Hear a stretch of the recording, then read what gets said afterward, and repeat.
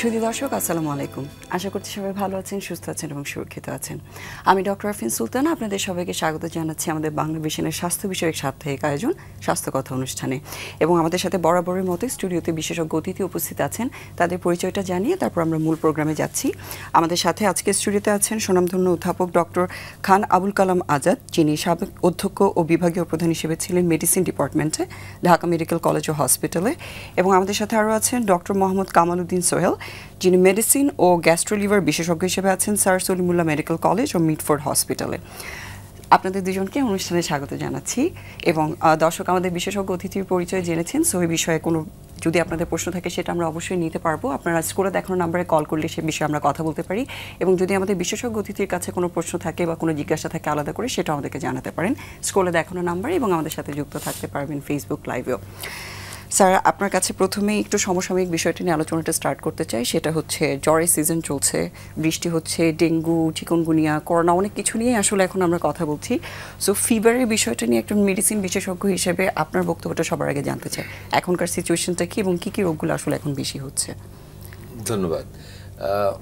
যখন আমরা জ্বর নিয়ে চিন্তা করি, এবং অনেকগুলো জ্বর ছিল যেটা মানুষ জানতো এবং ডক্টররাও কমন কতগুলো কারণেই জ্বরের রোগীদের দেখতে পেতেন, এবং দিন যত যাচ্ছে আমরা বলছি যে ইমার্জিং এবং রিইমার্জিং, অর্থাৎ নতুন নতুন কতগুলো রোগের কারণে জ্বর আমরা দেখতে পাচ্ছি, এবং আপনার যেগুলো আগে ছিল না কিন্তু এখন আবার নতুন করে হচ্ছে, এরকম আমরা জ্বর দেখতে পাচ্ছি। জ্বর আমরা সবাই জানি যে জ্বর নিজে কোনো রোগ নয়, জ্বর একটা লক্ষণ মাত্র, এবং যখন আমাদের শরীরে বিভিন্ন প্রক্রিয়া হয়, এটা জীবাণু দিয়েও হতে পারে, জীবাণু ছাড়াও জ্বর হতে পারে। এবং জীবাণু দিয়ে যে জ্বরগুলো হয় সেটা ভাইরাস, ব্যাকটেরিয়া, প্রোটোজোয়া, ফাঙ্গাস ইত্যাদি বিভিন্ন বিষয়ে আমাদের জ্বর হয়। তো বাংলাদেশে আপনার কতগুলো জ্বর সারা বছরই থাকে, আর কতগুলো জ্বর ছিল মৌসুমি ভিত্তিক, মৌসুমে ওই জ্বরগুলো হতো, বর্ষাকালে ওইরকম জ্বর হতো। এবং আমরা দেখেছি যে কিছুদিন আমাদের 2000 সালের পর থেকে এই বৃষ্টির মৌসুমে ডেঙ্গু নিয়ে আমাদের একটা চিন্তা থাকে যে ওই সময়টায় ডেঙ্গুর প্রকোপ বেড়ে যায়, কারণ ওই ডেঙ্গুর যে বহন করে যে মশা, সেই মশাগুলো এই সময় বেশি বেশি জন্ম লাভ করে এবং তারা ভাইরাস দিয়ে মানুষকে আক্রমণ করে। তো ডেঙ্গু ছিল। আমরা 17 সালে এই জাতি খুব ভালোভাবে চিকুনগুনিয়ার সাথে পরিচিত হলেন, এবং তারপরে আমরা দেখলাম যে কোভিড আসলো। কোভিডের পরে আমরা দেখতে পেলাম যে জিকা ভাইরাস বলে একটা ভাইরাস আসলো, এবং তারপরে দেখলাম ফ্লু ভাইরাস, যেটা আমাদের জন্য খুব বেশি ভয়াবহ প্রচণ্ডতা তৈরি করতো না, কিন্তু গত কয়েক বছরে এই কোভিডের সময় থেকে ফ্লু ভাইরাস, আবার সারা বছর আমাদের একটু সর্দি টর্দি হতো, ফ্লুর বাইরে রাইনো ভাইরাস ইত্যাদি আমাদের জন্য অনেক আতঙ্কের বিষয় হয়ে গিয়েছে। কারণ এখন আমরা অনেক আমাদের ক্রনিক ডিজিজের রোগী দেখি, যাদের শরীরে রোগ প্রতিরোধ ব্যবস্থা অনেক দুর্বল। যেমন আমরা দেখি আমাদের লোকেরা অনেক দিন বাঁচছেন এবং তাদের বয়স বেশি, তাদের শরীরে অনেক রকম রোগ রয়েছে, হার্টের রোগ, কিডনির রোগ, বিভিন্ন ক্যান্সারের চিকিৎসা পাচ্ছেন, তাদের জন্য একটা চিন্তার বিষয়। জ্বর খুব সাধারণ উপসর্গ হলো, এটা রোগের প্রকৃতি, কারণ এগুলোর মধ্যে আসলে অনেক ভিন্নতা এখন আসছে, এবং নতুন যে কজগুলো বলছেন এগুলো অবশ্যই এফেক্ট করছে। সো ডেঙ্গু যেহেতু এখন সিজনটা চলছে এবং বৃষ্টি পড়ছে, এবং এই সিজনে ডেঙ্গুর প্রবণতাটা বাড়ে এবং অনেক পেশেন্ট আমরা পাচ্ছি। সো ডেঙ্গুর বিষয়টা নিয়ে একটু জানতে চাই আপনার কাছ থেকে, আপনি তো অনেক দিনই এই বিষয়টা নিয়ে কাজ করছেন। ডেঙ্গু যখন আমরা প্রথম 2000 সালে দেখি, আমাদের কোনো অভিজ্ঞতা ছিল না, এবং আমরা ডেঙ্গু কিভাবে হয় কিভাবে আমরা শুধু বইতেই পড়তাম, কিন্তু কখনো রোগী দেখিনি। কিন্তু 2000 সালে আমরা দেখলাম যে ডেঙ্গু কী করে আমাদেরকে আক্রমণ করলো, এবং বিভিন্ন রকম ক্লাসিক্যাল সিমটম তখন দেখতাম যে কয়েকদিন জ্বর থাকবে, 3-4 দিন, তারপরে জ্বরটা নেমে যাবে, তারপরে বেশিরভাগ রোগী এতেই ভালো হয়ে যাবেন। কিন্তু পরবর্তী পর্যায়ে যাদের ওই জ্বর নেমে গিয়ে আবার যখন জ্বর আসে, তখন কতগুলো ক্রিটিক্যাল স্টেজ হয়। এবং মানুষ এখন ভালোই জানেন যে ডেঙ্গু হলে তাদের শকে চলে যাচ্ছেন, যেটাকে আমরা ডেঙ্গু শক সিনড্রোম বলি, অথবা আপনার হেমোরেজ হচ্ছে, রক্তক্ষরণ হচ্ছে। তাহলে এই দুটো আমাদের জন্য চিন্তার বিষয়। আমরা 2000 সালে কিছু এরকম পেশেন্ট পেয়েছি যাদের ব্লিডিং বা প্ল্যাটলেট কমে গিয়েছিল, সেরকম পেশেন্ট। কিন্তু পরবর্তী পর্যায়ে ডেঙ্গু কিন্তু বর্ষাকালে হতো এবং খুব বেশি আমাদের নাড়া দিত না, কিন্তু আবার দেখলাম যে চিকুনগুনিয়ার পরে 18 সালে, 19 সালে, 20 সালে, এবং এইভাবে কিন্তু এখন কিন্তু এটা কোভিডের সময় আমরা একটু কম দেখতে পেতাম, কারণ মানুষ তখন ঘরে থাকতো। কিন্তু পরবর্তী পর্যায়ে আবার গত 2 বছর ধরে এবং এই বছর ডেঙ্গু আমাদেরকে প্রচণ্ডভাবে আক্রমণ করছে। তার চরিত্র পাল্টিয়েছে তার প্রেজেন্টেশনে, এবং আপনার জটিলতা হচ্ছে। গত বছর আমরা দেখেছি অনেক শিশু মারা গিয়েছে। দেখা যেত যে ডেঙ্গু হলে আমরা দেখতাম প্রচণ্ড জ্বর, শরীর ব্যথা, র্যাশ হবে ইত্যাদি নিয়ে ডেঙ্গু। ক্লাসিক্যাল সিম্পটমগুলো এখন চেঞ্জ হয়ে গেছে। এখন দেখা যাচ্ছে যে তাদের এখন আপনার হয়তো জ্বর হলো, একটা শরীর ব্যথা হলো, কিন্তু কারো খুব ডায়রিয়া হলো, এবং অল্পতেই তারা আক্রান্ত হয়ে গিয়ে সিভিয়ার ফর্মে চলে যাচ্ছে, শকে চলে যাচ্ছে। এখন ডক্টররা মনে করছে যে এটা ডেঙ্গুর বাইরে অন্য ভাইরাস, যার জন্য ডায়রিয়া হচ্ছে। তারা হয়তো প্রথমে এটা চিন্তা করছেন না, কিন্তু আলটিমেটলি দেখা যায় যে এটা শিশুরা অনেক বেশি গতবার আক্রান্ত হয়েছে। আসলে একটা কনফিউশন তৈরি করছে এটা। এবং যেমন কিছু কিছু ডেঙ্গু আমরা আগে এত বেশি দেখতাম না, আমরা দেখতাম এখন দেখি যে ফ্লুর মতো আপনার গলায় ব্যথা হয়, ফ্যারিনজাইটিস হয়, সেটাও একটা আমাদেরকে কনফিউজ করে দেয়।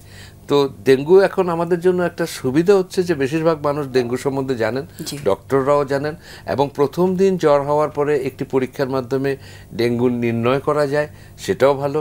এবং ডেঙ্গুকে ডক্টররা সবসময় সিরিয়াসলি নেন, বলেন যে ঠিক আছে আপনি এখন বাসায় থাকেন, আপনার জন্য এই সাইন দেখা গেলে কতগুলো ওয়ার্নিং সাইন রয়েছে।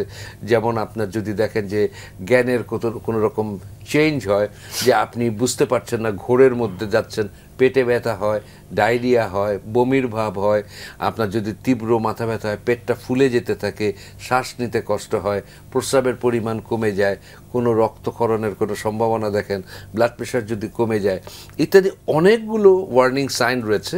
এটা হলে আপনি হসপিটালে ভর্তি হবেন। তার মানে যেরকম এটা সংক্রমণটাও বাড়ছে, যেহেতু সচেতন হচ্ছে মানুষ, ডায়াগনোসিসটা এখন করা যাচ্ছে এবং কমপ্লিকেশনগুলো প্রিভেন্ট করার পসিবিলিটি থাকছে। আমাদের সাথে একজন দর্শক আছেন, ওনার প্রশ্নটা একটু আমরা নেই। দর্শক, আপনার নাম এবং বয়স বলে প্রশ্নটা জানান।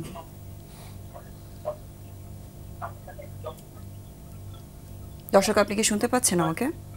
জি, শুনতে পাচ্ছি। আসসালামু আলাইকুম। ওয়ালাইকুম আসসালাম। আমার ওয়াইফের 10 দিন ধরে প্রচন্ড জ্বর। জি, শুনতে পাচ্ছি। জি, আপনাকে আমরা শুনতে পাচ্ছি, বলুন।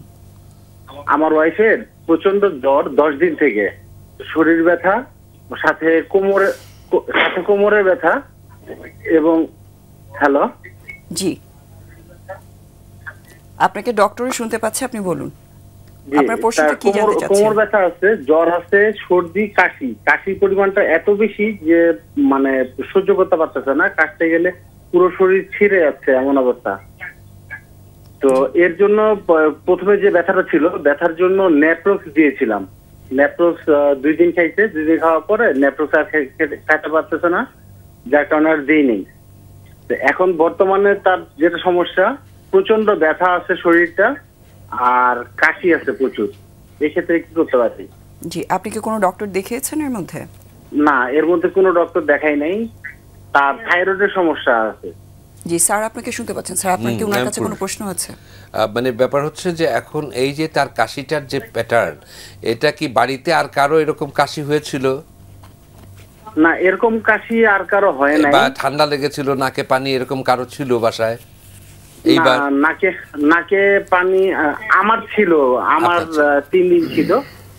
আমি গার্মেন্টসে জব করি।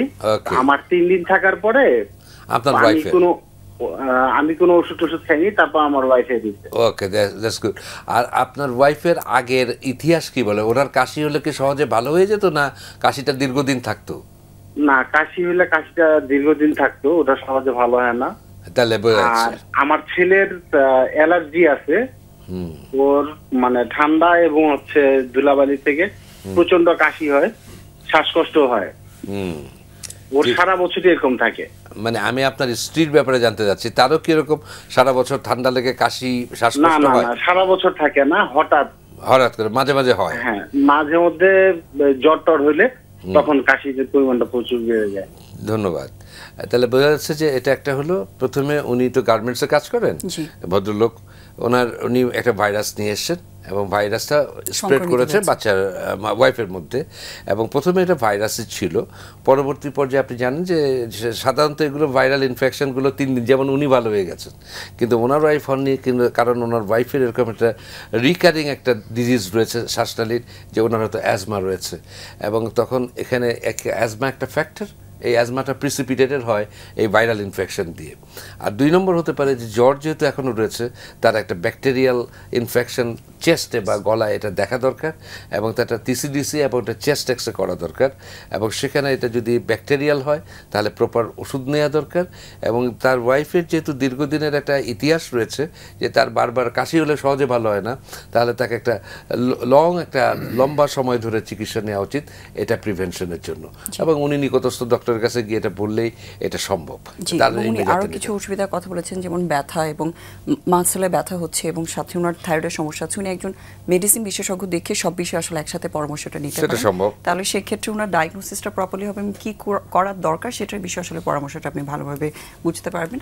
ধন্যবাদ আপনার প্রশ্নের জন্য। দর্শক, ডক্টর মোহাম্মদ কামাল উদ্দিন, আপনার কাছে একটু আপনার বিষয়টা নিয়ে জানতে চাই। ফার্স্টে খুব কমন টপিক নিয়ে স্টার্ট করতে চাই, সেটা হচ্ছে গ্যাস্ট্রিকের সমস্যা। আমাদের দেশের প্রত্যেকটা মানুষেরই এটা নিয়ে খুবই কমপ্লেইন থাকে, সবারই কিছু না কিছু যে কোনো স্টেজে বয়সে এই ধরনের প্রবলেমগুলো মানুষ ফেস করে থাকেন, যেগুলোকে আমরা গ্যাস্ট্রিকের সমস্যা বলে থাকি। আসলে গ্যাস্ট্রিকের সমস্যা জিনিসটা কি?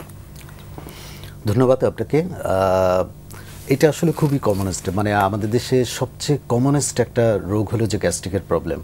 এবং ইন্টারেস্টিংলি আপনি রেল স্টেশন থেকে স্টার্ট করে বাস স্ট্যান্ড থেকে সব জায়গায় দেখবেন যে নানান ধরনের বিজ্ঞাপন পাওয়া যায় যে গ্যাস্ট্রিকের প্রবলেমের জন্য এই ধরনের ওষুধ, এই ধরনের ওষুধ, এই ধরনের। তো আমরা যেটা বলি যে গ্যাস্ট্রিকের প্রবলেমটা বেসিক্যালি হলো যে আমাদের খাদ্যনালীর যে উপরং, আপনারা জানেন যে আমাদের খাদ্যনালীটা অনেক বড়, এটা 3টা পার্ট থাকে, উপরে একটা পার্ট থাকে, মিড পার্ট একটা থাকে, এবং হলো যে লোয়ার পার্ট একটা অংশ থাকে। তো উপরের পার্টে যেই স্টমাক, আমাদের যে উপরের পার্টের যে অংশটা, সেখানে যদি কোনো আলসার হয়, অর্থাৎ ক্ষত হয় কোনো, সেটাকে আমরা বলি যে পেপটিক আলসার ডিজিজ বা গ্যাস্ট্রিকের প্রবলেম, যেটা আমাদের কমনলি ইউজ করা হয়। এটা আমাদের দেশে সবচেয়ে কমনেস্ট কতগুলি কারণের মধ্যে 2টা কারণকে আমরা সবচেয়ে বেশি কমনেস্টলি পাই প্র্যাকটিসে। সেটা হলো যে একটা ড্রাগস, খুব কমনেস্টলি আপনি দেখবেন, যেমন আমাদের প্রিভিয়াস একজন দর্শকও কিন্তু অলরেডি আমাদেরকে বলছে যে ওনার একটা ব্যাক পেইন ছিল এবং সেই জন্য ন্যাপ্রোসেন নামে এক ধরনের ড্রাগস ইউজ করে। তো এই ধরনের পেইন কিলার যে ড্রাগগুলি ইউজ করা হয়, এবং আমাদের দেশে ম্যাক্সিমাম ক্ষেত্রে ড্রাগ ইউজ করা হয় আপনার without any prescription of the doctor. For that reason এই ড্রাগগুলি খুব কমনেস্টলি আমাদের দেশে পেপটিক আলসার ডিজিজ করে। আরেকটা জীবাণু আমাদের এখানে এই জোনটাতে সাউথ ইস্ট এশিয়াতে খুব কমনেস্টলি পাওয়া যায়, যেটাকে আমরা বলি হেলিকোব্যাক্টার পাইলোরি। এই জীবাণুটা আমাদের শরীরে ম্যাক্সিমাম ক্ষেত্রে ঢুকে, আমরা যদি আনহাইজেনিক ফুড হ্যাবিট থাকে আমাদের, স্পেশালি যদি আমরা স্ট্রিট ফুড অথবা হলো যে আনহাইজেনিক আপনার পানি যদি ব্যবহার করি, সেক্ষেত্রে এই জীবাণুটা, এই 2টা আমাদের দেশে সবচেয়ে common. But at the same time যারা ওল্ডার পার্সন, সে আপনার বিয়ন্ড এজ অফ 50 ইয়ার্সের পরে যদি কোনো মানুষের এই ধরনের জ্বালা পোড়া হয়, বুকে ব্যথা হয়, প্রচণ্ড জ্বালা পোড়া হয়, সেক্ষেত্রে কিন্তু আপনার, যদিও এটাকে আমরা অনেকেই ভুল করে গ্যাস্ট্রিকের প্রবলেম বা গ্যাস্ট্রিক আলসার বলে থাকি, বাট কোনো কোনো ক্ষেত্রে দেখা যায় যে গ্যাস্ট্রিক ক্যান্সারও এই ধরনের প্রেজেন্টেশন নিয়ে আসে। আচ্ছা, মানে শুধু যেহেতু এটা আমরা খুব লাইটলি নিই, সেই বিষয়টা বোঝানোর জন্য আপনি এটা বললেন, অনেক ক্ষেত্রে ক্যান্সারের জন্য উপসর্গ এটাও হতে পারে। আরেকটা জিনিস আমি একটু সতর্ক করতে চাই, সেটা হলো যে ম্যাক্সিমাম ক্ষেত্রে আমাদের গ্যাস্ট্রিকের যে প্রবলেমটা, সেটা নিয়ে আসে বুকে এক ধরনের পেইন নিয়ে আসে। তো আপনারা জানেন যে আমাদের হার্টের ডিজিজের খুব কমনেস্ট একটা প্রেজেন্টেশন হলো যে বুকের পেইনটা। সো পেইনটা আমাদের ডক্টরদেরও খুব কশাসলি এটা ভাবা উচিত যে এটা আমরা গ্যাস্ট্রিকের প্রবলেম বলে। প্রায়ই কিন্তু আমার পার্সোনাল এক্সপিরিয়েন্স আছে এই ধরনের, যে আবার একটা পেশেন্ট, সে 3 দিন থেকে প্রচণ্ড রকম চেস্ট পেইন নিয়ে আসছিল, এবং তিনি বারবারই, আমি ওনাকে ইসিজি করতে যতবার পাঠাইছি উনি ততবারই আমাকে বললো যে না, আমার এটা গ্যাস্ট্রিকের প্রবলেম, আমি তো গ্যাস্ট্রিকের বড়ি খেলে একটু কমে, পেইনটা একটু কমছে। কিন্তু ফাইনালি 3rd ডেতে ওনার কিন্তু আলটিমেটলি ইসিজি করে ওনার কার্ডিয়াক অ্যাটাক ধরা পড়ছে। সো আমি সবাইকে এই বিষয়টা নিয়ে একটু করতে চাই, সেটা হলো যে যদি আপনার বয়স 40 অথবা 50 অ্যাভাব হয়, সেক্ষেত্রে আপনার যদি কোনো চেস্ট পেইন হয় অর্থাৎ বুকে কোনো ব্যথা হয়, সেটা জ্বালা পোড়া হতে পারে অথবা চাপ দিয়ে কোনো ব্যথা হতে পারে, সেই ব্যথাটাকে অবশ্যই সবসময় গ্যাস্ট্রিকের ব্যথা বা গ্যাস্ট্রিকের কোনো ওষুধ খাওয়া সেটা না করে একজন মেডিসিন বিশেষজ্ঞ দেখিয়ে সেটা হার্টের ডিজিজ যে নয় সেটা আগে এনশিওর করা উচিত, দেন আপনি ফার্দার গ্যাস্ট্রিকের প্রবলেম। অবশ্যই এটা খুব ইম্পর্টেন্টও, কারণ হার্ট ডিজিজ যদি আমরা চিন্তা করি এটা একটা emergency This is an emergency. Immediate হ্যাঁ, একটা সেটা একটা অ্যাটেনশন দরকার, এক ধরনের ট্রিটমেন্ট দরকার emergency। হয় অবশ্যই। সো যেহেতু দুটার রোগের মধ্যে কিছুটা উপসর্গের মিল আছে, আমরা যদি শুধু গ্যাস্ট্রিক ডিজিজগুলো চিন্তা করে থাকি, গ্যাস্ট্রাইটিস বা প্রদাহ বলি বা আলসার বলি বা ক্যান্সার বলি, যেটাই বলে থাকি, এই রোগগুলোর আসলে উপসর্গগুলো সাধারণত কি কি থাকে? খুব কমনেস্ট উপসর্গ গ্যাস্ট্রিকের উপসর্গগুলো একটা চেস্টে একটা বার্নিং পেইন হয়, মনে হয় যেন কেউ জ্বালা পোড়া করছে। আমরা রোগীদেরকে প্রায় জিজ্ঞেস করি যে আপনার ব্যথাটা কী ধরনের হয়, মনে হয় যেন আমার বুকের পেছনে কেউ একজন গ্যাস লাইটার দিয়ে জ্বালিয়ে দিচ্ছে, এবং ম্যাক্সিমাম ক্ষেত্রে সেটা ফুড হ্যাবিটের সাথে খুব কমনেস্টলি একটা ইয়ে থাকে। কোনো কোনো ক্ষেত্রে খালি পেটে কোনো ধরনের গ্যাস্ট্রিক আলসারের পেইনটা হয়, কোনো কোনো ক্ষেত্রে আবার এটা খাবার পরে হয়। স্পেশালি আমরা যেই খাবারগুলি বলি সেটা হলো স্পাইসি ফুডস, এবং হলো যেগুলিতে খুব বেশি আমাদের দেশে, যেটা আপনারা জানেন আমাদের দেশে মশলাযুক্ত খাবার কিন্তু খুব বেশি ব্যবহার করা হয়। ফর দ্যাট রিজন ওই সময়টাতে দেখা যায় যে এই বুকের ব্যথাটা আসে, এবং পেইনটা ম্যাক্সিমাম ক্ষেত্রে খুব বার্নিং টাইপের হয় এবং মিড চেস্ট অর্থাৎ এবং বুকের মাঝখান বরাবর হয়।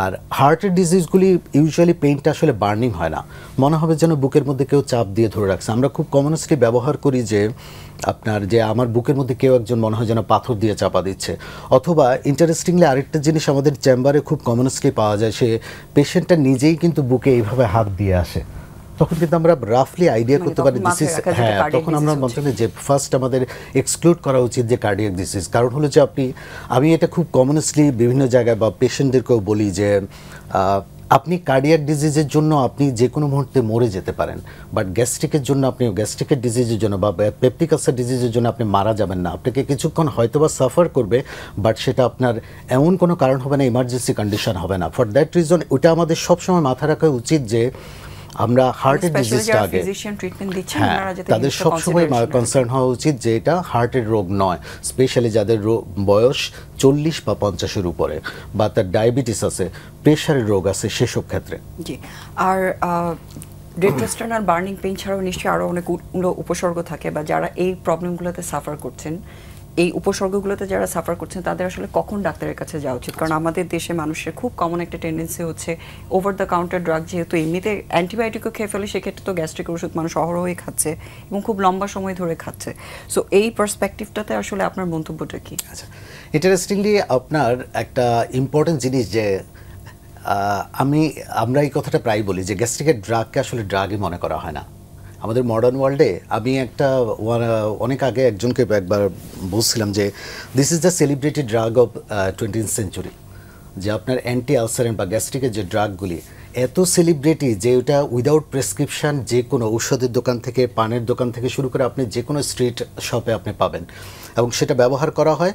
কিন্তু আমরা বলি যে আপনি উইদাউট প্রেসক্রিপশান ড্রাগ ব্যবহার না করাই ভালো। আরেকটা জিনিস, আপনারা যতটা মনে করেন ড্রাগ যতটা ফ্রেন্ডলি, ওটা কিন্তু ততটা ফ্রেন্ডলি না। ইভেন লাস্ট যেই আমেরিকান একটা গবেষণায় পাওয়া গেছে যে আপনার গ্যাস্ট্রিকের ড্রাগ যারা 5 ইয়ার্স 6 ইয়ার্স পর্যন্ত ব্যবহার করে তাদের গ্যাস্ট্রিক ক্যান্সার পর্যন্ত পাওয়া গেছে। এছাড়া গ্যাস্ট্রিকের ড্রাগ কিন্তু অনেক ধরনের প্রবলেম করে, এটা অলরেডি সবাই জানেন আপনারা। ইভেন নিউমোনিয়া থেকে শুরু করে, কিডনি ফেইলিয়ার থেকে শুরু করে, ইভেন কার্ডিয়াক ডিজিজের সাথেও কিন্তু এটার একটা রিলেশন পাওয়া গেছে। কিন্তু লাস্ট যে ইয়েটা সেটা হলো যে আপনার আমাদের দেশে যেরকম আমরা একদম কন্টিনিউয়াসলি মানে ড্রাগই মনে করি না, ওয়ান কাইন্ড অফ চকলেট বা লজেন্স টাইপের মনে করে ড্রাগটা ব্যবহার করি। এই ব্যবহারটা আমার মনে হয় আরও বেশি সচেতন হওয়া উচিত সাধারণ মানুষদের এবং পেশেন্টদের। অ্যাট দ্য সেম টাইম ডক্টরদেরও এই বিষয়টা নিয়ে আরও বেশি ক্যাম্পেইন করা উচিত যে ড্রাগটা ব্যবহার কতটুকু করবে। ইউজুয়ালি আমরা যদি কোনো মানুষের গ্যাস্ট্রিক আলসার বা গ্যাস্ট্রিকের কোনো প্রবলেম মনে করি, সেক্ষেত্রে আমরা ইউজুয়ালি বলি যে অ্যাটলিস্ট আপনি 1 মাস গ্যাস্ট্রিকের ওষুধটা খেতে পারেন, সেটা দিনে 2 বেলা করে হতে পারে অথবা 1 বেলা হতে পারে। সেটা ব্যবহার করার পরেও যদি যেভাবে সাজেস্ট করে 1 মাস বা 2 মাস ব্যবহার করার পরেও যদি আপনার সিমটমের কোনো ধরনের ইমপ্রুভমেন্ট না হয়, সেক্ষেত্রে আমরা বলি যে আপনি ফার্দার ইনভেস্টিগেশন, যেমন আমরা খুব কমনলি করি এন্ডোস্কোপি। কারণ ওই যে আমি আগেই বলছি যে প্রায় কিন্তু এটা হয় আমরা গ্যাস্ট্রিক আলসার ভাবতেছি, কিন্তু পেশেন্টটা দেখা যায় যে পরবর্তীতে এন্ডোস্কোপি করে ধরা পড়ে তার গ্যাস্ট্রিক ক্যান্সার। জি, সো এই বিষয়টা সচেতনতা আসলে অনেক বেশি ইম্পর্টেন্ট। আমাদের সাথে একজন দর্শক যুক্ত আছেন, ওনার প্রশ্নটা একটু আমরা নেই। দর্শক, আপনার নাম এবং বয়স বলে প্রশ্নটা জানান। জি, আসসালামু আলাইকুম। ওয়ালাইকুম আসসালাম। আমার নাম জামান, আমি টঙ্গী থেকে বলছি। আমার বয়স হচ্ছে 48। জি, আপনার প্রশ্নটা বলুন। আমি 20 তারিখ রাতে জ্বরে আক্রান্ত হই। 20 তারিখ রাতে নর্মাল জ্বরে অ্যারাউন্ড 100 ছিল। তো সাথে বেশ হেডেক ছিল, কিন্তু শরীরে কোনো পেইন ছিল না, আমার একটু শীত লাগতো। আমি 21-22 তারিখে টেস্ট করালাম, আমার ডেঙ্গু নেগেটিভ, কিন্তু আমার প্লাটিলেট ছিল অ্যারাউন্ড 110,000। কিন্তু পিসিবি আর এইচসিটি হেমাটোক্রিট বা আমার প্যাক্সিল এটা নর্মাল আমার রেঞ্জের মধ্যে ছিল। তো 23 তারিখ 23 তারিখ ভোর রাত থেকে আমার প্রচন্ড রকম সিভিয়ার ডায়রিয়া শুরু হলো আর কি, একদম ওয়াটারলি যাকে বলা হয়। নর্মালি আমার ডায়রিয়ার হিস্ট্রি হচ্ছে শুরু হলে এক দিনে ভালো হয়ে যায়, আমি ডিহাইড্রেট থাকি, আমি মনে ভালো হয়ে যায়। কিন্তু দেখলাম যে সেটা 23 তারিখ শুরু হলো, 24, 25, 26 পর্যন্ত সে আমাকে ডিস্টার্ব করছে। পরে 27 তারিখ আমি একজন চিকিৎসকের পরামর্শে এজিথ্রোমাইসিন শুরু করলাম, একসাথে 2টো খেলাম, এবং পরে উনি আমাকে বললেন যে আপনি আরো 4 দিন কন্টিনিউ করতে হবে। আমি কন্টিনিউ করেছি, কোর্স শেষ করেছি আলহামদুলিল্লাহ আমি বৃহস্পতিবারে। তারপরও আমাকে লুজ মোশন এখন একটু ইরিটেট করছে, সাথে আমার কাশি আছে, আসলে সিভিয়ার কাশি আছে। জি, আমি এবার জ্বরে আমার কোনো পেইনের কোনো সিমটম ছিল না, I don't have any symptom. আমার আসলে লুজ মোশন যে এবার মুখ্য ছিল মূলত। আমার এখন জ্বর চলে গিয়েছে, কিন্তু আমার কাশি রয়ে গেছে আর লুজ মোশন এখন আমাকে ডিস্টার্ব করছে। আচ্ছা, আপনি এই বিষয়ে কনসার্ন এবং এটার বিষয়ে কি করা দরকার সেটা জানতে চাচ্ছেন স্যার? ও না, থ্যাংক ইউ। এটা তো দেখা যাচ্ছে যে এটা উনি যেটা আক্রান্ত হলেন যে জ্বরের অল্প জ্বর, সাধারণত অল্প জ্বর দিয়ে তো ডেঙ্গু ইউজুয়ালি হয় না। অল্প জ্বর এই যে কমন ভাইরাস টাইরাস এগুলোতেই হয়। এবং আরেকটা ভাইরাসের কথা মনে রাখতে হবে, যে কোভিডের কথা মনে রাখতে হবে, যে কোভিড ভাইরাসটা এরকম করতে পারে। এবং অ্যাটিপিক্যাল কোভিডে এখন অ্যাটিপিক্যাল প্রেজেন্টেশন হচ্ছে, যে আগে যেরকম আমরা দেখতাম যে শ্বাসনালী কাশি হচ্ছে, শ্বাসকষ্ট হচ্ছে, অক্সিজেন ড্রপ করে যাচ্ছে, তা এখন কোভিডে হচ্ছে না। কোভিডের যে ভ্যারিয়েন্টগুলো, যে নতুন মিউটেশনে যেটা আমরা পেয়েছি, সেটা স্ট্রেবাস এবং নিম্বাস, সেটার একটু ওই মিউটেশনগুলো ডিফারেন্ট হয়ে গেছে এবং তাদের সিমটমগুলো একটু আনকমন। তো সেই জন্য আমার মনে হয় যে তার যে ডায়রিয়াটা হলো, যে সাধারণত ধরেন অনেক জ্বরেই শুরুতে অল্প জ্বর, তারপরে ডায়রিয়া যেগুলো হয় এগুলো অন্ত্রীয় জ্বর, ব্যাকটেরিয়াল ফিভারও অনেক সময় হয়, ভাইরাল ফিভারও এগুলো হয়। এটা হতে পারতো, কিন্তু তার এখনকার মনে রাখতে হবে এপিডেমিওলজিক্যাল ডায়াগনোস কি, এই মুহূর্তে আমাদের কোন কোন জ্বরগুলো আমাদের প্রিভেইল করছে সব জায়গায়। তো সেই জন্য সব মিলিয়ে নিয়ে আমরা একটা চিন্তা করি কোন জ্বরটা হতে পারে। তো এটা অন্ত্রীয় জ্বর মনে হচ্ছে না, এটা একটা ভাইরাসের, এবং সেটা তার এখন তার যে কাশি হচ্ছে, তো কাশির ব্যাপারে কথা হচ্ছে, একটা যাদের দীর্ঘদিনের কাশি থাকে তাদের একরকম প্রেজেন্টেশন, যাদের এটা ফর দ্য ফার্স্ট টাইম অত ভেরি রেয়ারলি তাদের কাশি হয়, এইবার হচ্ছে। তো আমার মনে হয় যে তার এই কাশির সাথে এটা এখন তো 20 তারিখ থেকে আজকে 2 তারিখ, তো ইতিমধ্যে 12-13 দিন পার হয়ে গিয়েছে। এখন অন্য টেস্ট না করে তার লাংয়ের অ্যাফেকশনটা কেমন রয়েছে, কাশিটা কেমন, এবং এই জন্য একজন ডক্টরের পরামর্শ নিয়ে তাকে ওষুধ খাওয়া উচিত, এবং সেটা দেখা উচিত যে লাঙে কোনো রকমের ইনভলভমেন্ট রয়েছে কিনা, এবং একজন ডক্টরই পরামর্শ দেবেন। ইন দ্য মিন টাইম উনি হয়তো এই কাশি কমার জন্য আমরা যেগুলোকে ব্রঙ্কোডাইলেটর বলি, ডক্সোফাইলিন জাতীয় ওষুধ উনি 200 মিলিগ্রাম একটা করে 2বার খেতে পারেন। জি, আর উনি আরেকটা বিষয় যেটা নিয়ে ওয়ারিড, সেটা হচ্ছে ওনার যেহেতু বেশ লম্বা সময় ধরে ডায়রিয়া হচ্ছে এবং এখনও বন্ধ হয়নি, সেটার বিষয়ে উনি কিছু করতে পারেন কিনা? ডায়রিয়ার ব্যাপারে ওনার জ্বর নেই এখন, তার ডায়রিয়াটা যেটা এখনও রয়েছে, তো ডেফিনেটলি কিছু একটা, তো তার তো আগেও একটা রেকর্ড ছিল যে তার ডায়রিয়া হতো, এবং তারপরে এখন আমরা ঠিক জানি না যে এক্স্যাক্টলি তার দিনে কবার ডায়রিয়া হয়, ডায়রিয়ার স্টুলের কোয়ান্টিটি কেমন, তারপরে স্টুলের আপনার মানে চরিত্র এটা দেখা দরকার যে উনি কিরকম ডায়রিয়ায় ভোগেন। তো সেটা অনেক সময় দেখা যায় যে একটা ইনফেক্টিভ ডায়রিয়া হলো, সেই ডায়রিয়ার থেকে তার কিছুদিন ডায়রিয়া থাকতে পারে। তার যদি ডিহাইড্রেশন না হয় সেটা চিন্তা না করে তাকে এখন ইটিওলজিক্যাল পার্সপেক্টিভটা দেখা উচিত, তার একটু খাবার স্যালাইন খেলেই হবে। আর এখন কাশির সাথে তার এই ডায়রিয়ার একটা কম্বিনেশন খোঁজার জন্য একজন ভালো ডক্টরের পরামর্শটা নিয়ে তারপর বাকি চিকিৎসাটা কন্টিনিউ করা। যে অনেক ধন্যবাদ দর্শক আপনার প্রশ্নের জন্য। স্যার যেহেতু জ্বরের বিষয়টা এসছে এবং উনি প্ল্যাটলেটের ব্যাপারটাও উনি নিজেই ব্রিং আপ করেছেন যে ওনার প্লেটলেট কাউন্টটা যদিও ওনার ডেঙ্গু টেস্ট নেগেটিভ ছিল কিন্তু প্লেটলেট কাউন্টটা কম ছিল। সো এই সিনারিওটা কিন্তু এখন অনেকের মধ্যেই আমরা দেখতে পাচ্ছি ব্লাড টেস্ট করলে। সো ওই বিষয়টা নিয়ে আমাদের দর্শকদের কি বলতে চান? আমি এর আগে আপনার সামনে আমি বলেছি যে প্ল্যাটলেট এমন একটি সেল যে ইমিডিয়েটলি এটা রেসপন্ড করে যখন আমাদের এক্সটার্নাল কোনো ইনজুরি হয়। এটা ইনজুরি হতে পারে ভাইরাস, ব্যাকটেরিয়া, হতে পারে আপনার ইমিউনোলজিক্যাল অ্যান্টিবডি মেডিয়েটেড, হতে পারে আপনার টক্সিক কেমিক্যালস, ড্রাগস, মানে অসংখ্য ওষুধ রয়েছে। শুধুমাত্র আপনার অ্যান্টিপ্ল্যাটলেট ওষুধ নয়, যেগুলো খেলে ইভেন অনেক অ্যান্টিবায়োটিক, এগুলো খেলে প্ল্যাটলেট কমে যায়। প্ল্যাটলেট একটু খুব লজ্জাশীল একটি কোষ, তো প্ল্যাটলেটের রেসপন্সটা এরকম হয়। তো সাধারণত প্ল্যাটলেট যদি কারো কম থাকে, তার যদি প্রিভিয়াস রেকর্ড না থাকে, যদি দেখা যায় যে তার প্ল্যাটলেট 1,50,000-এর উপরেই সবসময় থাকতো, তাহলে দ্যাটস ফাইন, ওনারটা এখনও কমেনি, কিন্তু 1,20,000। এটার জন্য আমি তাকে এইটুকু সতর্কতা বলতে চাই যে কোনো ভাইরাল ডিজিজ এই প্ল্যাটলেট কমে যেতে পারে। কিন্তু আবার প্ল্যাটলেট কমা কোনো একটা ইনফেকশন হয়েছে আমাদের শরীরে, একটা সেপসিস বা সিভিয়ার ইনফেকশন, সেখানে যদি প্ল্যাটলেট মানে ধীরে ধীরে কমতে থাকে, সেটাও কিন্তু মনে রাখতে হবে। ডিআইসি বলে একটা রোগ রয়েছে, ডিসেমিনেটেড ইন্ট্রাভাসকুলার কোয়াগুলেশন, তো সেরকম অ্যাপিয়ারেন্স তার নয়। তো যেটা হলো সেটার জন্য অনেক আরো অন্যান্য ফিচার, যেমন গাইনোকোলজিক্যাল পার্সপেক্টিভে অনেকগুলো কন্ডিশন রয়েছে যারা ফিজিশিয়ান আসলে রোগীগুলো দেখছেন তাদের জন্য আপনি এটা বলছেন। আর একটা কমন জিনিস আমি বলে রাখি যে কমন তো ভাইরাল ইনফেকশনে, আবার যারা আপনার ওই খাবারের তেল হিসেবে সরিষার তেল খান, তাদেরও আপনার প্ল্যাটলেট একটু কম থাকে, অপেক্ষাকৃত 1,50,000-এর কম থাকে। এবং তার যদি পরপর কয়েকটা সিরিয়াল প্ল্যাটলেট করে দেখা যায় যে কখনো 1,00,000-এর নিচে নামেনি, তাহলে তার খুব একটা আতঙ্কিত হওয়ার কোনো কারণ নেই। কিন্তু যদি এটা ধীরে ধীরে কমতে থাকে, ডেফিনেটলি ডক্টরের এটা পরামর্শ নিতে হবে। এটা কোনো অ্যাকিউট কন্ডিশনে হয়েছে, যেমন আমি দুটো বললাম যে একটা ভাইরাল ইনফেকশন, বিশেষ করে আমরা ডেঙ্গির ব্যাপারে খুব চিন্তা করি, অথবা ডিআইসির ব্যাপারটা মাথায় রাখতে হবে। কিন্তু অনেক কারণে, যেমন মনে করেন জেস্টেশনাল থ্রম্বোসাইটোপেনিয়া, একটা মা গর্ভবতী হয়েছেন, তার প্ল্যাটলেট কিন্তু কমে যায়। আচ্ছা, তো সেটা কিন্তু একটা ব্যাপার। আবার এসএলইর মতো রোগ রয়েছে যেখানে আপনার প্ল্যাটলেট কাউন্ট কমে যায়। ক্রনিক লিভার ডিজিজ, লিভারের অসুখের থেকে প্ল্যাটলেট কমে যায়। আবার আইটিপি ইত্যাদি ইত্যাদি অনেকগুলো রোগ রয়েছে।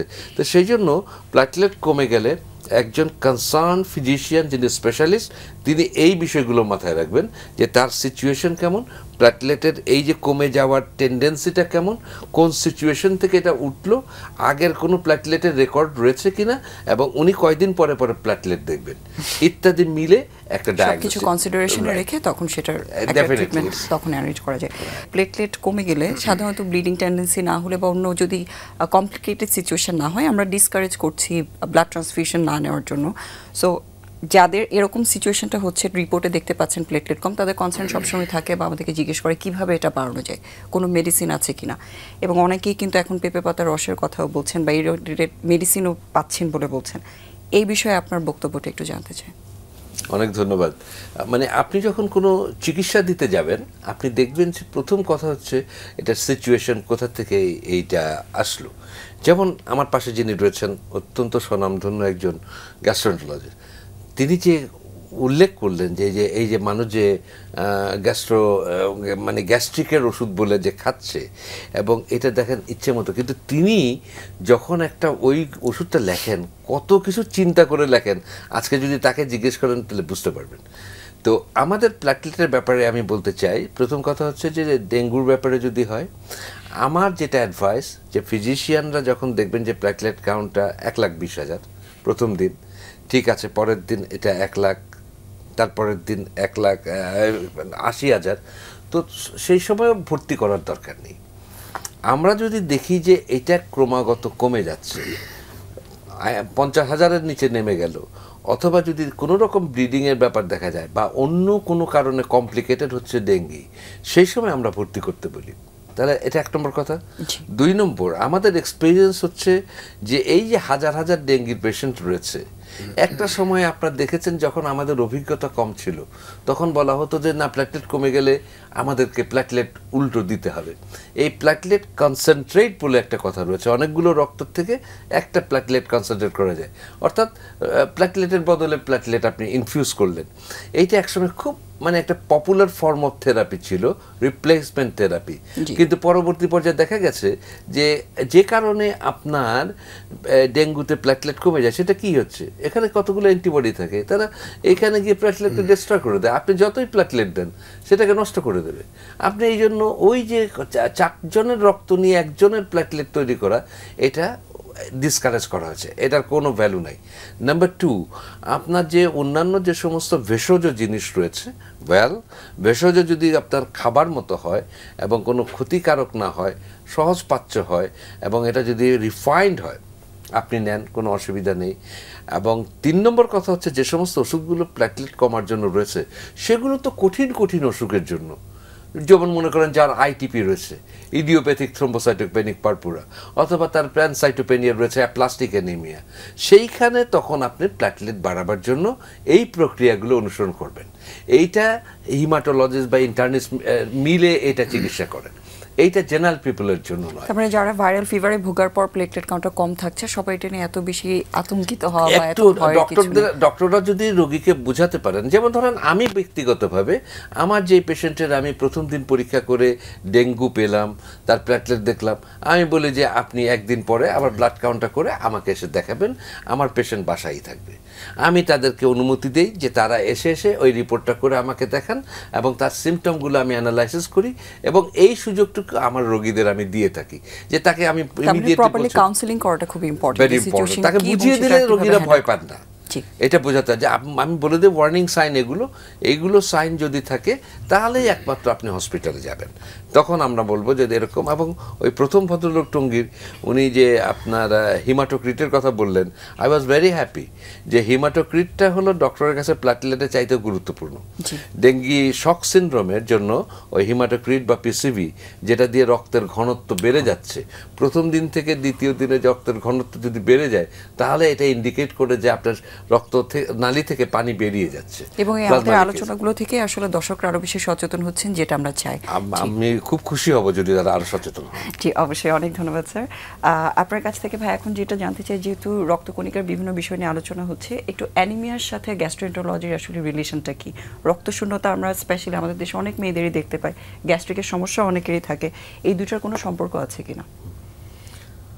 খুব কমনেস্টলি আমাদের দেশে রক্তশূন্যতা নিয়ে মানুষ যখন প্রেজেন্ট করে, আমরা এগুলিকে আসলে বয়স ভাগ করি, যে একটা ইয়াং এজ এবং ওল্ডার এজ। ইয়াং এজ হলে স্যার অলরেডি বলছে যে অনেক ইনফেকশন আছে আমাদের দেশে খুব কমনেস্টলি, এটাকে আমরা বলি ট্রানজিয়েন্ট অ্যানিমিয়া। দ্যাট মিনস একটা ইনফেকশন হলো, সাডেন আপনার রক্তকণিকাগুলি যেখান থেকে প্রোডাকশন হয় সেই জায়গাটাতে সাপ্রেস করার কারণে ইনফেকশনে সেখান থেকে হলো যে আপনার অ্যানিমিয়া হয়। সেটা কিন্তু আলটিমেটলি ইনফেকশন যখন ভালো হয়ে যায়, জ্বর যখন ভালো হয়ে যায়, যেমন ডেঙ্গুর ক্ষেত্রে এই ধরনের ঘটনা ঘটে, প্রচুর ভাইরাল হ্যাপাটাইটিসে হতে পারে, অন্য কোনো ভাইরাল ইনফেকশনে হতে পারে। আমরা যদি গ্যাস্ট্রোএন্টারোলজি ডিজিজের সাথে, আমাদের ডিজিজের সাথে খুব কমনেস্টলি হলো যে যদি কোনো খাদ্যনালীতে কোনো আলসার থাকে, কোনো ক্যান্সার থাকে, ইভেন খাদ্যনালীতে যদি আপনারা জানেন ক্যান্সার হওয়ার আগে যে টিস্যুগুলি বড় হয়ে ওটাকে আমরা পলিপ বলি, অনেকটা দেখতে মার্বেলের মতো হয় দেখতে অনেকটা, যেটা আমরা খুব ইজিলি অ্যান্ডোস্কোপি বা কোলোনোস্কোপির মাধ্যমে খুব ইজিলি ডিটেক্ট করি। খুব কমনেস্টলি 40 ইয়ার্সের পরে খুব কমনেস্ট কজ হলো যে আপনার খাদ্যনালীতে যদি কোনো আলসার হয়, আমরা বলছি আলসারের অনেকগুলি কারণ আছে। বাংলাদেশে আলসারের সবচেয়ে কমন কারণ হলো যে এইচ পাইলোরি নামে এক ধরনের ব্যাকটেরিয়াল ইনফেকশন। নাম্বার 2 হলো যে আপনার ড্রাগস, যেগুলি খুব কমনেস্টলি আমরা বাত ব্যথার জন্য ব্যবহার করি যে ড্রাগসগুলি, ওগুলি। এছাড়াও হতে পারে আপনার 40 ইয়ার্স অ্যাবাভ হলে সেক্ষেত্রে আপনার কোনো পলিপ থাকতে পারে যেখান থেকে ব্লিডিং হয়। তারপরে আপনার ক্যান্সার হতে পারে, ক্যান্সার থেকে যেখানে আরেকটা খুব কমন আমাদের দেশে খুব কমন একটা ব্যাকটেরিয়া, যেটা হলো যে টিউবারকুলোসিস আমরা যেটাকে বলি। এই টিউবারকুলোসিস কিন্তু আমাদের একটা কমন মিথ হলো যে টিউবারকুলোসিস সবসময় আপনার ফুসফুসে খুব অ্যাটাক করে, কিন্তু আমরা গ্যাস্ট্রোএন্টারোলজিতে খুব কমনেস্টলি পাই যে একটা পেশেন্ট কন্টিনিউয়াসলি ক্রনিক একটা ডায়রিয়া নিয়ে আসে, তার ওয়েট লস হচ্ছে, ইভেন হয়তো বা তার ফ্যামিলি মেম্বার্স কারো টিভি ছিল অথবা তার নিজেরই কখনো টিউবারকুলোসিস ছিল। সেই টিউবারকুলোসিস যদি কখনো আপনার খাদ্যনালীতে, স্পেশালি খাদ্যনালীর নিচের অংশতে যদি ইনভলভ করে, সেক্ষেত্রেও পেশেন্টে কিন্তু একটা ক্রনিক অ্যানিমিয়া নিয়ে প্রেজেন্ট করতে পারে। এগুলি খুব কমনেস্ট কজ। ফিমেল না হলে আমরা 40 ইয়ার্স অ্যাভাব যদি কোনো পেশেন্টের আমরা বলি যে আনএক্সপ্লেইনড অ্যানিমিয়া, অর্থাৎ যেটাকে আমরা কমন কজগুলি দিয়ে আমরা এটাকে এক্সপ্লেইন করতে না পারি, সেক্ষেত্রে আমরা সবসময় বলি যে অবশ্যই সার্চ খাদ্যনালী। কারণ আপনার বলা হয়েছে অ্যাবডোমেন ইজ এ, এটা খুব কমন একটা যে abdomen is a magic box. তো অ্যাবডোমেন যদি একটা ম্যাজিক বক্স হয় সেক্ষেত্রে খাদ্যনালী হলো তার মিস্টেরিয়াস ট্রুথ। এবং রক্তশূন্যতাটাকে আসলে আমরা খুব নর্মালি নিই, যেহেতু আমাদের এখানে নিউট্রিশনাল যেটা আমরা বলি যে হিমোগ্লোবিন ডেফিসিয়েন্সি যেহেতু সবচেয়ে কমন, সো এই কজগুলো একটু কনসিডারেশনে রাখা এবং যারা ট্রিটমেন্টটা নিচ্ছেন বা যারা সমস্যাটায় ভুগছেন তারা যাতে এটা মাথায় রাখে যে অনেকগুলো কজ এটার সাথে অ্যাসোসিয়েটেড থাকে। যেহেতু ক্রনিক ডায়রিয়ার বিষয়টা এটার সাথে বলেছেন, আমি একটু জানতে চাই আইবিএস এর ব্যাপারটা। আমাদের অনেক রোগী আমরা পাই যারা এই প্রবলেমটাতে ভুগে থাকেন, অনেকে কিন্তু এখন টার্মটা সম্পর্কেও জানেন। সো আইবিএস সম্পর্কে আমাদের দর্শকদের কি জানাতে চান? আইবিএস একটা ডিজিজ যেটা আপনারা জানেন যে আমাদের বডির সবচেয়ে মেইন সেন্টার কিন্তু ব্রেইন। সো ব্রেইন কিন্তু সবাইকে কমান্ড করে, ইভেন প্রতিটা আমাদের বডির প্রতিটা অর্গানকে সে কমান্ড করে। সেরকম ব্রেইনের সাথে খাদ্যনালীর একটা কানেকশন থাকে। আমরা খাদ্যনালীর যে কানেকশনটা থাকে সেই কানেকশনটা যখন কোনো কারণে অল্টার্ড হয় অথবা দুজনের মধ্যে রিদমিক যেই ওয়াকিং সেটা যখন একটু হ্যাম্পার্ড হয় তখন কিন্তু এটাকে আমরা বলি আইবিএস। আর আইবিএসকে ইন্টারন্যাশনালি এটাকে বলা হয় একটা ফাংশনাল ডিজিজ। ফাংশনাল মানে এমন একটা রোগ যে রোগে অর্গানিক, অর্থাৎ আপনার যে অর্গান বা যেই শরীরের যে জায়গাটাতে রোগটা সেই জায়গায় কোনো সাইন সিমটম বা প্যাথোলজি হয় না, অর্থাৎ কোনো অ্যাবনর্মালিটি পাওয়া যায় না। বাট পেশেন্টটা খুব কমনলি প্রেজেন্টেশন নিয়ে আসে হলো যে খুব কমনলি হলো যে তার লুজ মোশন, এবং লুজ মোশনটা একটু ইন্টারেস্টিংলি একটু ডিফারেন্ট। আমরা অন্য লুজ মোশনগুলির থেকে এটা একটু আলাদা। এটার সাথে দেখা যায় যে একটা পেশেন্ট টানা ইয়াং পেশেন্ট হয়, স্পেশালি ফিমেলদের বেশি হয়, যারা স্ট্রেসে থাকে, স্লিপ ঘুমের কোনো ডিস্টারবেন্স থাকে, ইভেন কোনো সময় খাবারের সাথে স্পেশালি হলো মিল্ক প্রোডাক্ট অথবা গম এবং গমের তৈরি খাবার, যদি খাবারের ক্ষেত্রে ওই ধরনের আইবিএসের ইয়েটা দেখা যায়। এবং কিছুক্ষণ আগে আমাদের একজন দর্শক একটা বলেছিল যে ওনার একটা ইনফেকশন জ্বর হয়েছিল, জ্বর হওয়ার পরে ওনার লুজ মোশনে স্টার্ট হয়েছে। কোনো ক্ষেত্রে এরকম একটা টার্মও ইউজ করা হয় যে পোস্ট ইনফেকশাস আইবিএস, অর্থাৎ তার আইবিএসটা স্টার্টই হয়েছে হলো ইনফেকশনটা হওয়ার পর থেকে। তো এটার যে লুজ মোশনটা এটার একটা স্পেশালিটি আছে যে কমনসলি খাবার পরেই তার তল পেটে প্রচণ্ড রকম একটা মোচড় দিবে, মোচড় দেওয়ার পরে সে বাথরুমে চলে যাবে এবং ইনকমপ্লিট ইভাকুয়েশন, অর্থাৎ বাথরুমে যাওয়ার পরে ওয়াশরুম থেকে বের হওয়ার পরে তার কাছে মনে হবে যে না আমার মানে ডিফিকেশনটা মানে পায়খানাটা কমপ্লিট হয় নাই, আমাকে আবার যেতে হবে, অর্থাৎ একটা ইনকমপ্লিট একটা ইভাকুয়েশন হয়। কিন্তু এটাও অ্যাট দ্য সেম টাইম মনে রাখতে হবে যদি কোনো ওল্ডার এজ ইয়াং পেশেন্ট যদি না হয়ে থাকে, সেক্ষেত্রে ওল্ডার এজের কোনো পার্সন যদি হয়ে থাকে সেক্ষেত্রে হলো যে আপনার আমাদেরকে আমরা সবসময় আইবিএস হিসেবে ধরে নিচ্ছি, কিন্তু এটা দেখা যায় যে অন্য কোনো বড় রোগের কোলন ক্যান্সার অথবা খাদ্যনালীর কোনো ক্যান্সার অথবা আলসার এই ধরনের কোনো রোগেরও কিন্তু ম্যানিফেস্টেশন হতে পারে। ফর দ্যাট রিজন আইবিএস এর জন্য আসলে খুব একটা কোনো ইনভেস্টিগেশন আমরা বলি যে লাগে না। ইয়াং এবং ফিমেলদের সবচেয়ে বেশি হয়, যারা স্ট্রেসফুল লাইফ লিড করেন তাদেরকে আমরা বলবো যে আইবিএসের জন্য আমরা কিছু মেডিসিন ব্যবহার করি, কিন্তু ফুড হ্যাবিট একটা ইম্পর্টেন্ট ফ্যাক্টর। যেসব খাবারে আইবিএসের জিনিসটা বাড়ে, যেমন ধরেন মিল্ক প্রোডাক্ট এবং গম জাতীয় খাবার একটু অ্যাভয়েড করার জন্য, এবং হলো যে আপনার এবং কাউন্সেলিং করাটাও খুব ইম্পর্টেন্ট, যেটা আমাদের দেশে সবচেয়ে বেশি neglected. Counselling, food habit. At the same time আরেকটা জিনিস আমরা আইবিএস এর রোগীদেরকে প্রায় বলি, যেহেতু এটা ব্রেইন এবং খাদ্যনালীর কানেকশনের রিদমের একটা ইন্টারাপশন, ফর দ্যাট রিজন আমরা বলি যে আপনার এই ধরনের রোগীদেরকে স্লিপ প্যাটার্ন, তার ঘুমটা যাতে ভালো হয়, সে যাতে তার কর্মক্ষেত্রে এবং পার্সোনাল লাইফ অনেক হ্যাপিলি লিড করে, সেক্ষেত্রে এটা কিন্তু একটা প্রভাব ফেলে। প্রচুর রোগী পাওয়া যায় আইবিএসের রোগী কোনো ওষুধে ভালো হচ্ছে না, কিন্তু দেখা যায় যে তার লাইফে এমন কোনো ইভেন্ট ঘটছে যেটার কারণে তার লাইফটা স্ট্রেস কমে গেছে, স্লিপ প্যাটার্নটা নর্মাল হয়ে গেছে, তার ফ্যামিলি লাইফ অথবা সোশ্যাল অফিসিয়াল লাইফ যখন একটু রিদমিক হয়ে যায় তখন আইবিএস এর সিমটমগুলি চলে যায়। সো এটা নিয়ে পেশেন্টরা আমার মনে হয় খুব বেশি ওয়ারিড হওয়া উচিত না, দুইটাই একটু টেক কেয়ার করেন। জি অবশ্যই। স্যার এই বিষয়টা নিয়ে আপনি কিছু অ্যাড করতে চান কিনা? ওয়েল, অত্যন্ত চমৎকার বলেছেন। আমি যেটা হলো আমি as a whole in general যেটা হলো আমাদের জেনারেল পিপলের জন্য জানার কথা, যে আপনার এই যে পেশেন্টরা বলে থাকেন লুজলি দ্য টার্ম যে গ্যাস্ট্রিক, এবং তাদের মনে রাখা উচিত যে আসলে সরাসরি গ্যাস্ট্রিক বলে তো কোনো রোগ নাই, তারা একটা বোঝান যে পুরো পেটের কোনো অসুবিধা হলেই তারা বোঝান যে গ্যাস্ট্রিক। পুরো পেটের ছাড়াও মাথা ঘুরাচ্ছে একটা কারণে, তাহলেও মনে করেন যে গ্যাস্ট্রিক।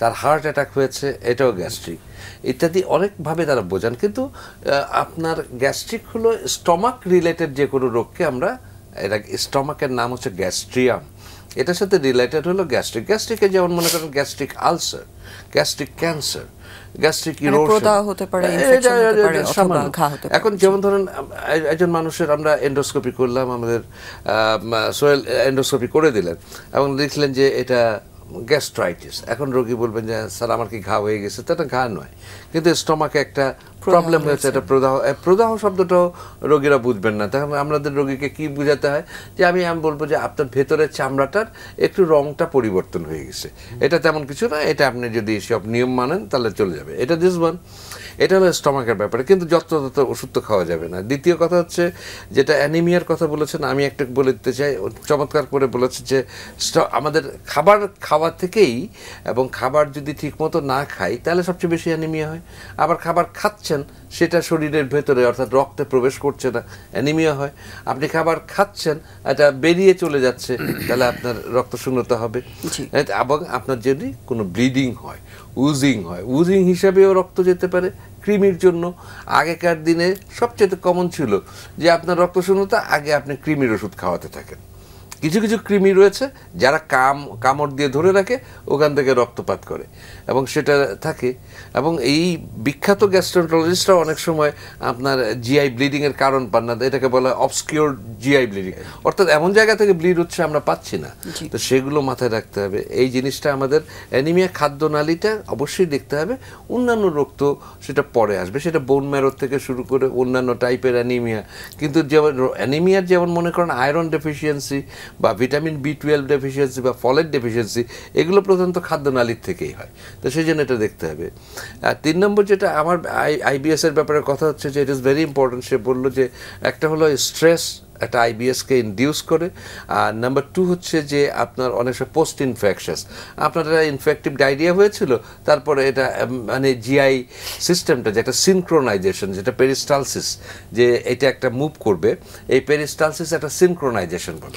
আমরা আসলে একদমই অনুষ্ঠানের শেষের দিকে, যেহেতু IBS আসলে অনেক মানুষই সাফার করে থাকে, স্পেশালি ইয়াং জেনারেশনের যারা কাজ করছেন বা পড়াশোনা করছেন, অনেকেই খুব বেশি সাফার করেন। তাদের আসলে ভালো থাকার জন্য বা একটু এই প্রবলেমগুলোকে কিভাবে ওনারা ট্যাকল করতে পারেন, যেহেতু এটা মেন্টাল স্ট্রেসের সাথে বা ফাংশনাল একটা ডিজিজের সাথে রেলেভেন্ট আছে, একটু ছোট করে যদি আমাদের পরামর্শ। আমি 1 নম্বর কথা হলো রিঅ্যাসিওর করা। তাকে বলতে হবে যে এটা আপনার কোনো প্রাণঘাতী রোগ নয়, আপনার কোনো ক্ষতি করবে না, আপনি এটা বেশি ভয় পাবেন না। এবং যদি দেখা যায় যে তার গ্লুটেন সেন্সিটিভিটি, যেটা হুইট থেকে গমের থেকে হয়, তাহলে কিছুদিন হয়তো অ্যাভয়েড করতে পারেন। আবার অ্যাডাল্টের ক্ষেত্রে ল্যাকটোজ ইনটলারেন্স, বাচ্চাদের যেমন ল্যাকটোজ ইনটলারেন্সের জন্য দুধ খেতে পারে না, তাদের যে এনজাইম রয়েছে সেই এনজাইমটা যদি ঘাটতি হয়, ল্যাকটেজ ডেফিসিয়েন্সি, তাহলে হতে পারে। সেটা আগে ডাক্তার প্রমাণ করবেন, তারপরে তাকে বলবেন যে ঠিক আছে আপনি এটা অ্যাভয়েড করে অন্য খাবার খান। কিন্তু তাকে সব খাবার বাদ দিয়ে শুধুমাত্র পেঁপের ঝোল দিয়ে ভাত খাওয়া, এটা কোনো মতেই কাম্য নয়। মানে যে খাবারগুলো আসলে তাকে তিনি খাবারের মধ্যে যদি সমস্ত শৃঙ্খলা মেনে চলেন, যে তিনি সব খাবেন, শুধুমাত্র যদি কোনো ডক্টর যদি তাকে না করে থাকেন যে আপনি এটা খাবেন না, তাহলে সেটা একটা কথা। আর 3 নম্বর হলো তাকে একটা সুশৃঙ্খল জীবনযাপন, কোনো রকম চাপ নিয়ে কাজ করবেন না, সুন্দর একটা 6 ঘন্টা রাতের বেলা ঘুম দেবেন, কারোর সাথে ঝগড়া করবেন না, তাহলে ভালো থাকবেন। জি, অনেক ধন্যবাদ। আমাদের সাথে আজকে ছিলেন স্টুডিওতে অধ্যাপক ডক্টর আবুল কালাম আজাদ এবং ডক্টর মোহাম্মদ কামাল উদ্দিন। আপনাদের দুজনকেই অনেক ধন্যবাদ জানাচ্ছি সুন্দর করে বিষয়গুলো নিয়ে খুব নাইসলি এবং সিম্পলি আমাদের দর্শকদের বুঝিয়ে দেওয়ার জন্য। এবং দর্শকদেরকে যেটা আমরা সবসময় বলে থাকি, একটু সিম্পল নিয়মগুলো মানলে, লাইফস্টাইলগুলো মডিফিকেশন করলে বেশিরভাগ রোগী কিন্তু আমরা কন্ট্রোলে রাখতে পারি। সো চেষ্টা করবেন আমাদের বিশেষজ্ঞ অতিথির অ্যাডভাইসগুলো ফলো করার জন্য, এবং আশা করছি সবাই ভালো থাকবেন, সুস্থ থাকবেন। দেখা হবে আবার আগামী সপ্তাহে।